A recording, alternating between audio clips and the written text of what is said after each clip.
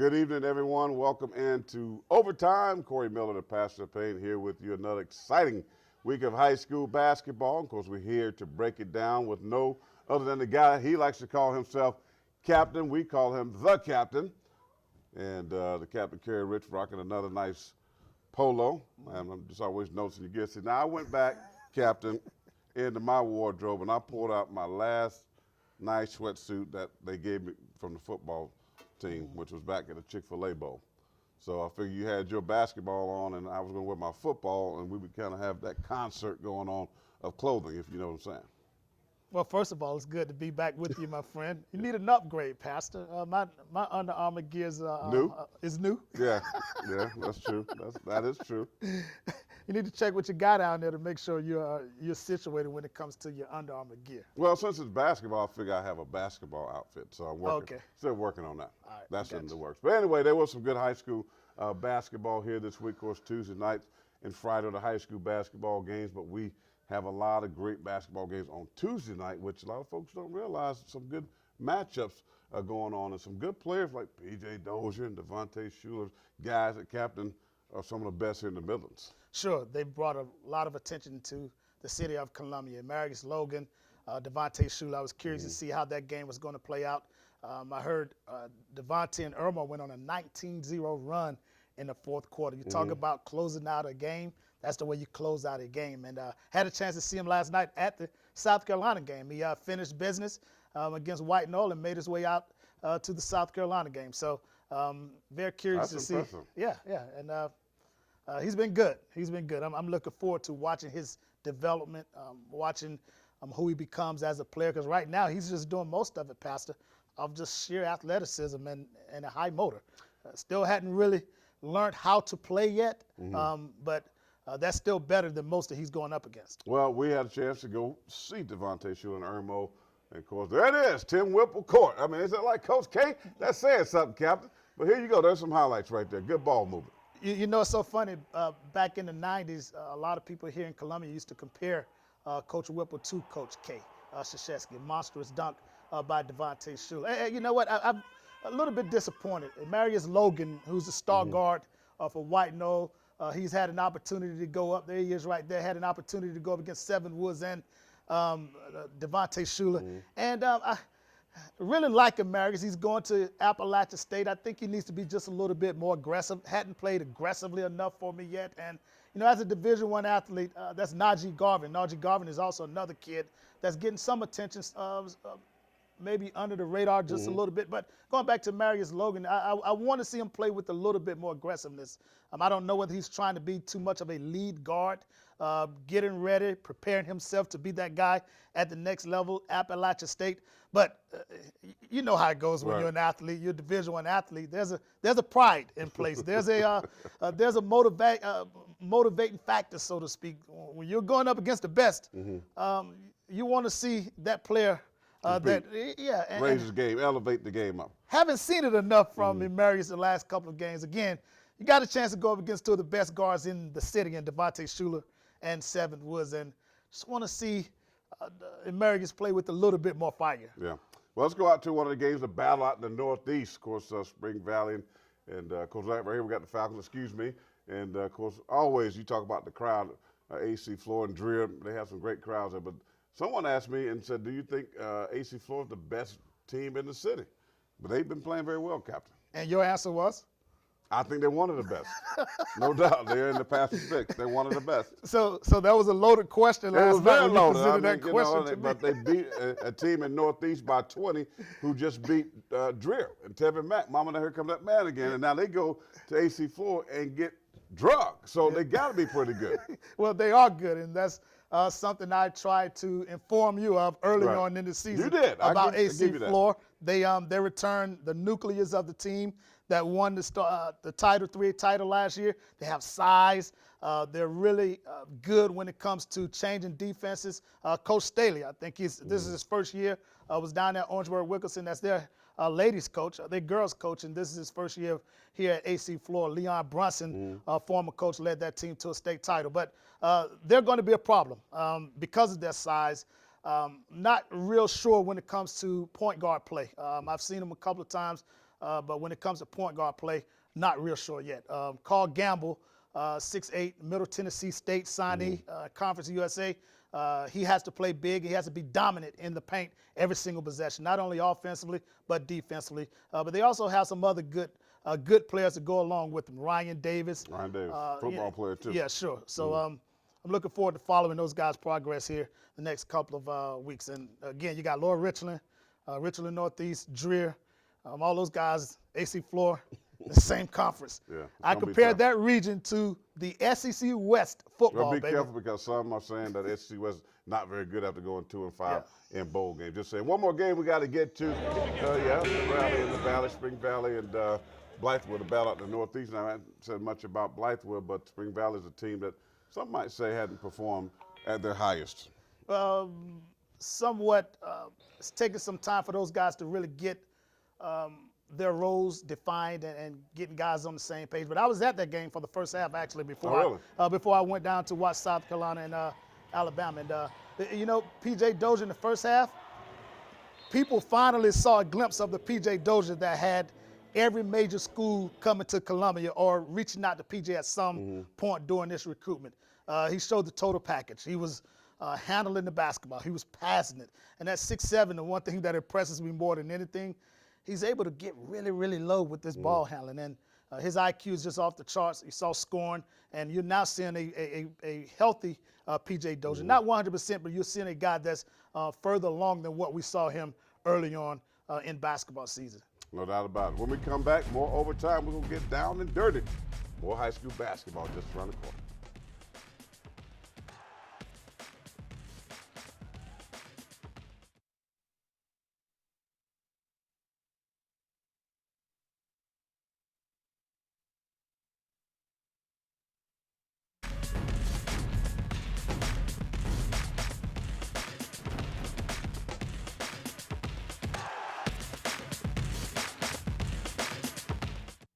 Welcome back to Overtime with Corey Miller, the pastor of Payne, alongside the captain, Kerry Rich, the high school and college basketball guru. Of course, tonight is high school basketball and cap. I want to take a look at some of the games tomorrow night, some matchups. Of course, you broke down what happened on Tuesday, but some other key games that you talked about. And this one is our game to watch. When you're talking about the 3A, there it is right there. Boy, get your popcorn ready, Lower Richland and AC Floor. Yeah, that's going to be a huge game, and I certainly will be at that game. And Lower Richland have some young talent. I've spoken about Jared Richardson. He's one of those under-the-radar type of 6'2", 6'3" guard that can score the basketball. I'm looking forward to seeing those guys with that young talent. Alex Caldwell and Carlos Notre, also two other kids that are coming up for that Lower Richland basketball team. But it should be a good game. I think AC Floor takes care of business because they're at home and they will have a size advantage. Dreer and Chapin, another 3A matchup there. Of course, Chapin, okay, but you know that man, Mama, there he is again.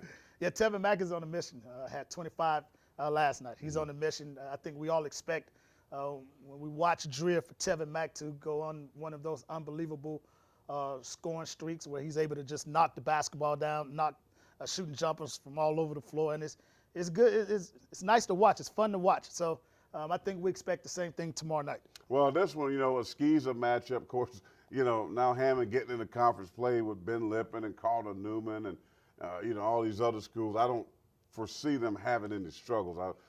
You know, they played White Knoll, Spring Valley, you know, these big-time matchups. Seven was not going to see the type of talent that he's seen going now against Skeezer competition. Is there a fear of a letdown with Hammond? Because I think it gets easier for them right now. Well, we've put Mark McClam, the head coach over at Hammond, under a huge amount of pressure. No, not we. You did. Not we. That you did. Well, it's now time for Mark McClam to take care of business in Skeezer. While I expect them to be successful against Ben Lippin, just pump the brakes just a little bit. Ben Lippin, yes, Ben Lippin, who also participated in the Chick-fil-A tournament. They beat one of my best friends in the business, Jeff Whalen and Heathwood Hall last night. They're having a down year, though, Heathwood. Heathwood is not the same. Heathwood is the same. They're 9-4. Nobody's talking about Heathwood, Cat. I mean, which isn't a bad thing because folks aren't talking about him, right? And I know Coach Whalen, great coach, very one of the best coaches in the business. Teacher of the game. Yes. But I'm sorry. I mean, I think they are down this year. I don't think those teams that he's had in the past. he's not there anymore. Maybe he's in that teaching mode, that recovery mode, if you will. But Hammond. Just watch out for Ben Lippen. Okay, I'll watch out. I will watch out for the Falcons of Ben Lippen, no doubt about it. So you trying to tell me this is going to be a good matchup? Just watch out for Ben Lippen. Okay. They played in the Chick-fil-A tournament, and they beat Heathwood last night. All right, of course, that's Spring Valley Ridgeview. Of course, that's a game that is the Thursday game. But, sure. Of course, that game we couldn't break down because it is on tonight. But that's going to be a good matchup down in the Northeast. When I come back from the break, I will reveal my top 5 players. And I don't think anyone from Ben Lippen is going to be on that list. I'm just saying.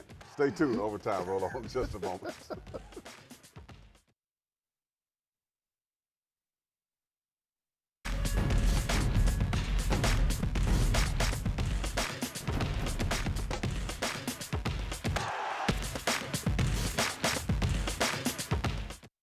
Welcome back to Overtime, and of course, I was joking Ben Lippen. Of course, Hammond. I don't see how Ben Lippen's going to win that basketball game, even though they beat Coach Whalen and Heathwood Hall. I still think Hammond is pretty stout across the board, and a nice bench to go along with the starting 5. Just saying. Speaking of 5, it's now time for me to release my top 5 players in the Millers, and no, there's nobody from Ben Lippen on that list, but there's somebody from Hammond on that list. Number 1 hasn't changed. I don't care if he puts up 40 or 30 or 15. I think P.J. Dozier is still the best all-around player. I think when you talk about basketball IQ, I think he's at a whole nother level. Just all-around great basketball player. Tevin Mack, of course, he's making a case. I could go back like I did in football and have a 1A and 1B based on performance. I could say Tevin Mack may get some consideration for 1, but I still think I'm looking at the body of work, and I'm also looking at the next level. I just think P.J. Dozier deserves to be number 1. Tevin Mack, though, playing with a chip on the shoulder. I like mama. Here comes that little boy again, a young man again, I should say. Number 3 is climbing the charts, Devontae Shuler. Let me tell you, as a sophomore, next year captain, he will be number 1. Make no mistake about that, because this kid is just getting it done with Tim Whipple, great teacher. I mean, this guy I think, is going to be under one of the best coaches in the state of South Carolina, no doubt about it. Number 4, have dropped some on my board, 7th Woods. And I'm saying because I don't see the consistency night in and night out. I think he has that wow moment, the wow factor, the dunks, the jumping ability. He's a great athlete. He looks good. He wears 23. But I still need to see that he can dominate games when it's time to dominate, especially in Skeezer. He should be averaging 35 points a night in Skeezer, and I don't see him doing that right now. Number 5, a guy, because I love his dad and what his daddy was about, his toughness and how he played the game. Well, his young son, Xavier McDaniels Jr., has been exemplifying the same type of play. Kind of under the radar. I think he's one of the most underrated players in the Millens. Your thoughts, Captain? I like your list. A little bit surprised. You like my breakdown? Yeah, I'm a little bit surprised you moved Shuler in front of 7 Woods.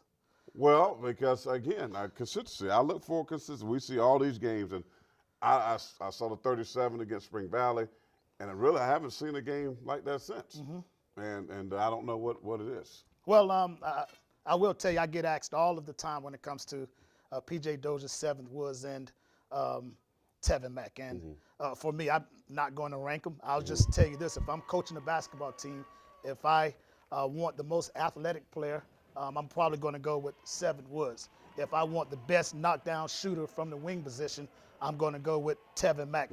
If I want the best all-around player at 6'7" with a tremendously high basketball IQ and the upside that we're talking about, how it translates to college right now, I'm going to go with P.J. Dozier. Devontae Shuler has a high motor. He plays with the high motor. But there's another kid, and Xavier McDaniel.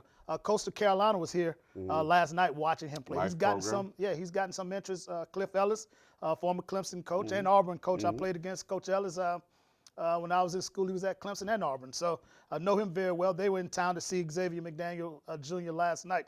But there's another kid here in the city that we haven't talked about a whole lot, and it probably has something to do with the fact that Keenan hasn't been the Keenan of old. I think now they're rounding back into shape. But Tariq Simmons, he's a class of 17 kid, 6'2" guard, and this is probably going to surprise you from a skill perspective, from the perspective of dribbling, passing, and shooting. He's probably a little bit ahead of Devontae Shuler right now. Yes, yes. Let me sit up in my chair. Well, let me adjust myself. Yeah, but Devontae, from an effort perspective, from an athleticism, from those few things, yes, that's what's going to separate him right now, because you know and I know a coach, one thing a coach never wants to coach, and that's effort. Right. And Devontae Shuler offers that every single night. Yeah. I think Tariq Simmons is still trying to figure it out just a little bit, playing with the purpose, playing with the passion every single possession. Once he gets that to go along with the skill set, he knows how to play the game. That's another kid that will be highly recruited here in the city in class of 2017. Well, I mean, and I keep my eye on Tariq because we do go to Keenan because there is a really good basketball program there as well. But before I go to break, does Heathwood have anybody that we need to mention? Yes. Just one guy. Yes, a few kids actually. Josh Richardson, who's a 2017 kid, and Matthew Lee, who's a freshman over at Heathwood. He's one of the top 8th graders here in the city. He'll have a very, very bright future. Yeah. Are we ranking 8th graders now? You got to these days. Have you been over to Summit Middle lately? They have some players over there. Yeah, I know it's tough right now. So we'll keep an eye on those guys. But again, I expect Heathwood to kind of take a step back from teams that I've seen in the past. Just say, when we come back, Captain will talk about his top 5 teams for the Millers, and I'll release mine as well. It's coming up on the other side of this timeout.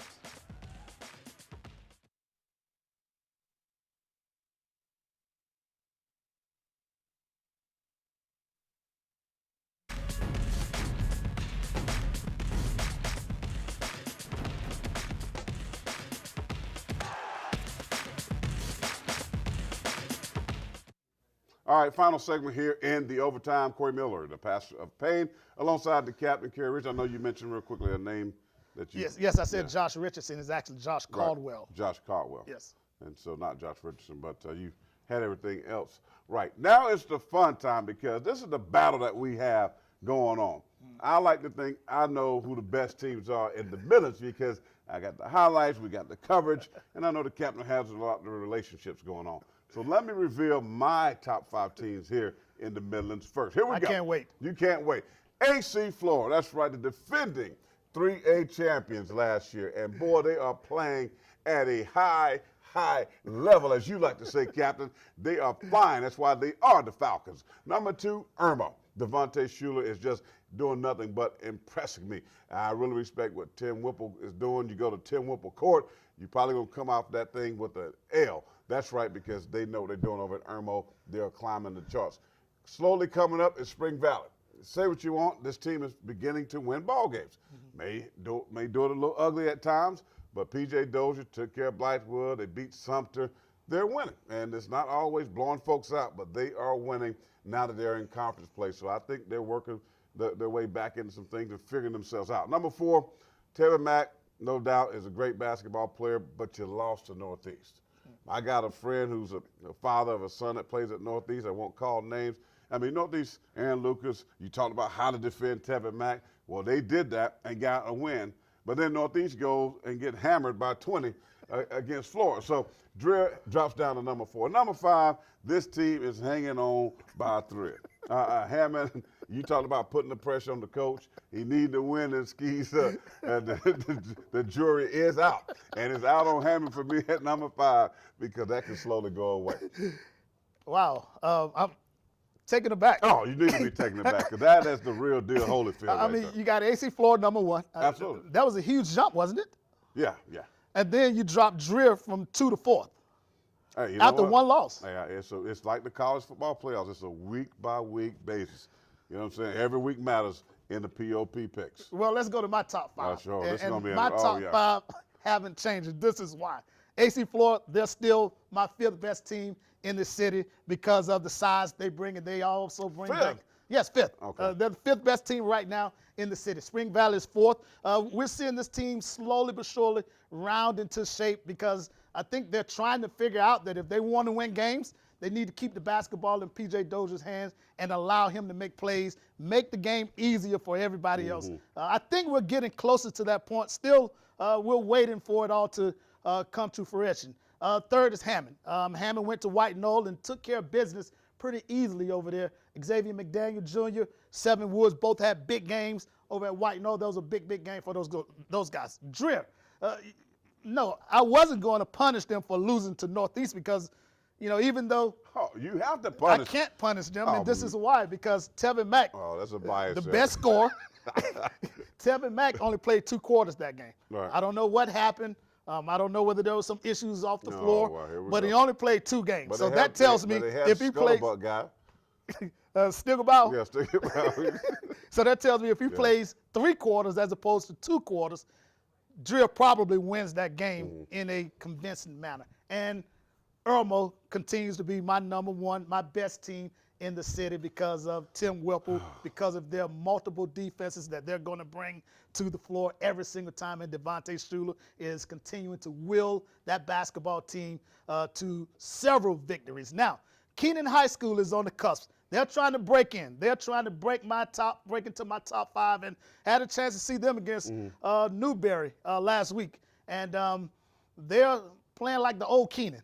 They're playing defense. They're playing with a lot of intensity, a lot of enthusiasm. Zach Norris, my boy's running up and down the sideline with his towel. So those guys are kind of getting back to who we're used to seeing from Kenan. So look out. They're on the outside looking in. I had my eye on White Knoll and Laura Richland. White Knoll has been disappointing with the way they played the last couple of games against teams that they needed to play well against. Yeah. Well, on my radar is Laura Richland. Let's see, I just got a text.